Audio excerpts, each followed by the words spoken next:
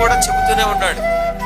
తన ప్రవక్తల ద్వారా యేసుక్రీస్తు పుట్టక ముందే 700 సంవత్సరాలకు ముందే యెషయా ప్రవక్త ప్రవచించాడు. చూడండి, ఒక కన్య గర్భం ధరించి వారిని కంటాది, ఆయనకు ఇమ్మానుయేలు అని పేరు పెడతారని యెషయా ప్రవక్త ప్రవచించాడు.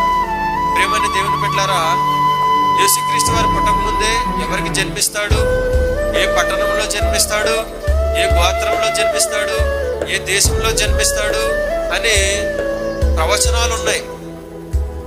దేవుడు ముందుగానే తన పరిశుద్ధ ప్రవక్తల నోట పలికించాడు.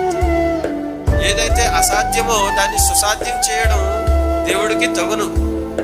దేవుడికి అసాధ్యమైనది ఏది ఉండదు. ఇది నీ వల్ల కాదు అని మనం దేవుడితో చెప్తామండి. చూడండి, ఈ రోజుల్లో ఎక్కడ పడితే అక్కడ మతోన్మాదులు ఎక్కువైపోయారు. ఏమంటారంటే, కన్య గర్భం దాల్చడం ఏంటండి, కన్య కుమారుడిని కనడం ఏంటండి అంటారు. ఎందుకు?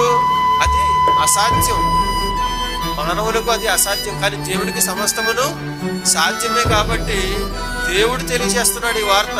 ఒక దేవదూతను పరలోకం నుండి పంపి, నువ్వు ఆ కుమార్తె దగ్గరికి వెళ్ళి శుభవచనం తెలియజేయాలనగానే దేవదూత ప్రత్యక్షమై మరియకి ఈ మాటలు మాట్లాడుస్తుంటే ఆవిడ వెంటనే కంగారు పడిపోయిందంట.